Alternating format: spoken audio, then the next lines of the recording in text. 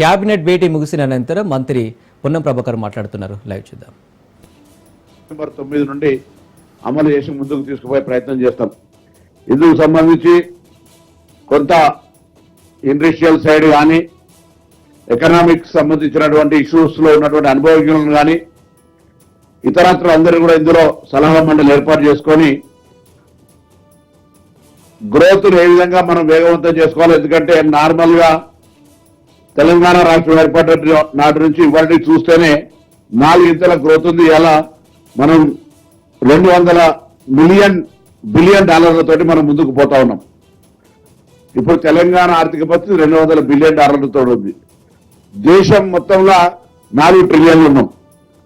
America మొత్తం ప్రపంచవ్యాప్తంగా 131 ట్రిలియన్లు మొత్తం ద్రవ్యోల్బణం ఉంటే అందుకు సంబంధించి అమెరికా ఒక్కటే దాదాపు 30 ట్రిలియన్స్ తోటి ఈరోజు నెంబర్ 1 స్థానంలో. చైనా దాని తదుపరి 14 ట్రిలియన్స్ తోటి ఉన్నటువంటి సందర్భంలో ఈరోజు భారతదేశం కూడా పోటీ పడే సందర్భంలో దానికి అనుగుణంగా తెలంగాణ గ్రోత్ ఉండాలి అనేటువంటి ఆలోచనతోటి 2047 విజన్ తీసుకొని అన్ని రంగాలు మంత్రిత్వ శాఖల ద్వారా వచ్చేటువంటి సమాచారం కావచ్చు, అప్గ్రేడేషన్స్ కావచ్చు, రెవెన్యూ సోర్సెస్ కావచ్చు, టూరిజం కావచ్చు, ఇతరత్ర అన్ని రకాలుగా ఇంక్లూజివ్ గ్రోత్ తీసుకొని కాంపిటేటివ్ స్పిరిట్ ఒక టార్గెట్ పెట్టుకున్నప్పుడే మనం అదర్వైజ్ ఆల్సో మనం 600, 700, 500 బిలియన్లకు వెళ్తుండొచ్చు.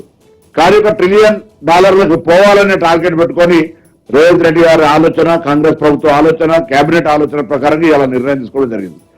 అదేవిధంగా ఈరోజు తెలంగాణ ప్రభుత్వం ముందు నుంచి కూడా విద్యకు సంబంధించి ఒక ప్రత్యేకమైన ప్రాధాన్యత ఇస్తా ఉంది.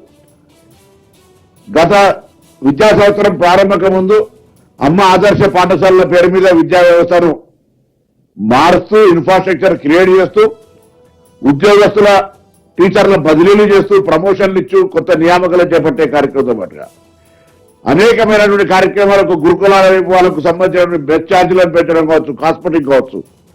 ఇవాళ మరొకసారి తెలంగాణ విద్యా రంగానికి సంబంధించి గతంలోనే జీవో ఇచ్చినప్పటికీ ఈ విద్యా సంవత్సరంలోనే మహబూబ్ నగర్ లో బాసరా త్రిపుల్ సప్పున ప్రతి విద్యా సంవత్సరం 180 చొప్పున 6 సంవత్సరాలకు 1080 మందిని అడ్మిషన్ తీసుకోవడానికి ఇలా కేబినెట్ ఆమోదించింది.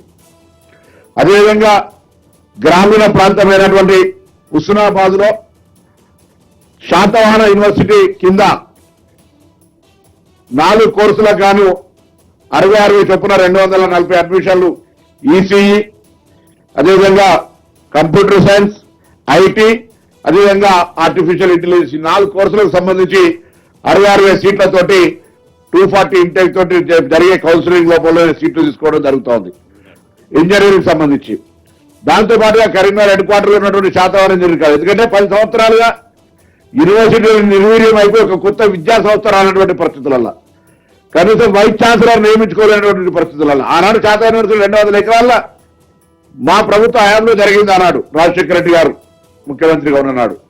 దాని తర్వాత ఒక్క వైస్ ఛాన్సలర్ కూడా వేసుకునే పరిస్థితి లేక ఇన్ఫ్రాస్ట్రక్చర్ క్లియర్ వేసుకునే పరిస్థితి లేకపోతే ఇలా మళ్ళీ 10 సంవత్సరాల తర్వాత ఒక గ్రోత్ చూపెట్టే విధంగా 60 చొప్పున 2 క్లాసులకు ఎల్ఎల్బి అడ్మిషన్లు ప్రభుత్వ తరఫున శాతవాహన యూనివర్సిటీ లా కాలేజ్, అదేవిధంగా 60 సీట్ల ఎల్ఎం చొప్పున తీసుకోవడానికి ఇలా ప్రభుత్వం కేబినెట్ ఆమోదించింది.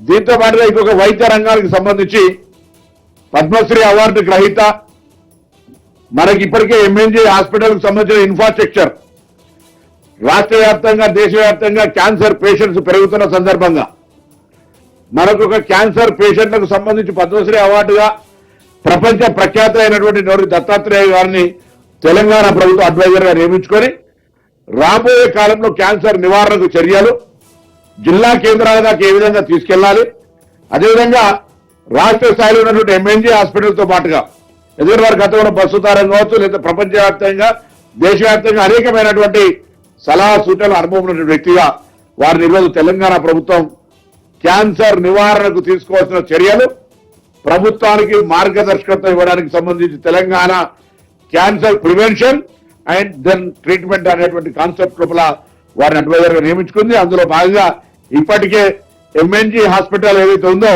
దాని అప్గ్రేడేషన్ కావచ్చు, స్టాఫ్ రిక్రూట్మెంట్ కి ఆమోదం చెప్పడం కావచ్చు, ప్రభుత్వం ఆ పెరుగుతున్నటువంటి క్యాన్సర్ కు సంబంధించినటువంటి ప్రివెన్షన్ తో పాటుగా ట్రీట్మెంట్ కు సంబంధించి అన్ని రకాల చర్యలు తీసుకునే విధంగా ప్రభుత్వం నిర్ణయం తీసుకుందనే మాట కూడా ఈ సందర్భంగా మనవి చేస్తాను.